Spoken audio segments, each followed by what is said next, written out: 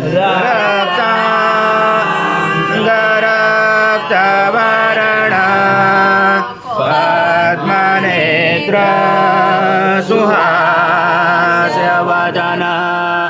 गन्धा गोपी समाना दण्डकमण्डलोदर कन्याङ्करशक त्रैगुण्यरहित त्रैलोक्यपालक विश्वनायक भक्तवत्सल कलियुगे श्री स्वामी समर्थ अवतार धारक पाहि मां ब्रह्मानन्दं परमसुखदं केवलं ज्ञानमूर्ति द्वन्द्वातीतं गगनसदृशं तत्त्वमस्यादिलक्ष्यम् एकं नित्यं विमलमचलं सर्वदी साक्षिभूतं भावातीतं त्रिगुणरहितं सद्गुरुं तं नमामि गुरुर्ब्रह्मा गुरुर्विष्णु गुरुर्देवो महेश्वरः गुरुर्साक्षात् परब्रह्म तस्मै श्री गुरवे नमः। श्री सद्गुरु स्वामी समर्थ महाराज देवताभ्यो नमः।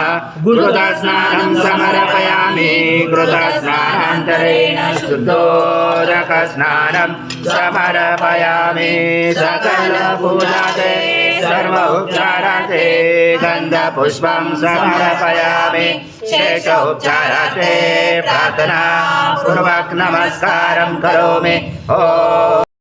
तत्त्वशिष्टति सर्वजगतं तैलमसति सर्वजगतं च प्रत्ययति त्वं भूमिरापो नरो निलो नभः त्वं चत्वारि वाक्पदानि त्वं गुणत्रयातीता त्वं देहत्रयातीता त्वं कालत्रयातीता त्वं मूलाधारस्थितोऽसनित्यं त्वं शक्तित्रयात्मका त्वं योगिनोदायञ्च नित्यं त्वं ब्रह्मा सं विष्णु सं रुद्र सं इन्द्र सं अग्नि सं वायु सं सूर्य सं चन्द्रमा सं ब्रह्म पूर्वोत्तरं गणादिपूर्वमुच्चार गणादि तदनन्तरम् अनुस्वार परतर हर्षितं तारेण रुचितम् एतत्त्वमनुस्वरूपं दकार पूर्वरूपम् अकारो मध्यमरूपम् अनुस्वार शान्तरूपं बिन्दुरुदरूपं नादसञ्जानं सहिता सन्ति शैषा गणेश विद्या गणगुरुचेन चोद्गायत्री छन्द गणपति दैवता ॐ गणपते नमः।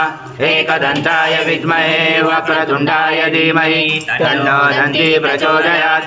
एकदन्तं करुणावतारं संसारसारं भुजेन्द्रहारं सदा वसन्ते हृदयारविन्दे भवां भवामि शत्रं नमामि। श्री सद्गुरु स्वामी समर्थ महाराज देवताभ्यो नमः। कर्पूरनिराञ्जन सङ्गर्शयामि। ॐ पूर्णब्रह्माय विद्महे परमहंसाय धीमहि तन्नं स्वामी प्रचोदयात्। श्री सद्गुरु स्वामी समर्थ महाराज देवताभ्यो नमः। मंत्र पुष्पांजलि समर्पयामि। सद्गुरु स्वामी समर्थ महाराज देवताभ्यो नमः। प्रार्थना पूर्वक नमस्कारं करोमि।